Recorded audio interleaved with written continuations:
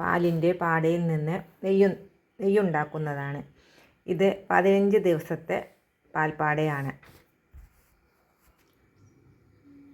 പാൽപ്പാട ഞാൻ മിക്സിയുടെ ജാറിലേക്ക് ഒഴിച്ചു.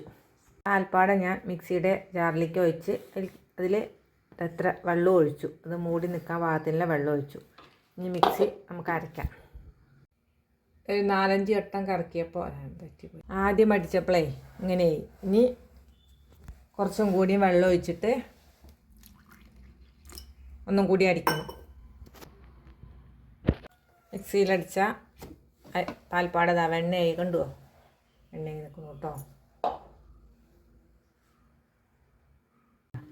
ഈ വെണ്ണ അങ്ങനെ എടുക്കുക, കൈ കൊണ്ട് ഉരുട്ടിയിട്ടേ എന്താ വെള്ളം നിറച്ച പാത്രത്തിലേക്ക് ഇടുന്നു. എന്തോ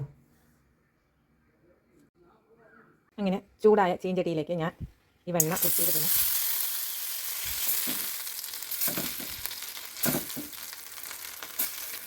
ഇനി ഉരുകട്ടെ കേട്ടോ.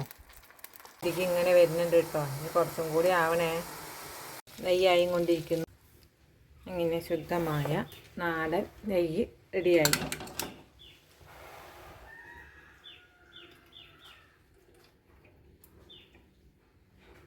ഇങ്ങനെ ഒഴിച്ചു.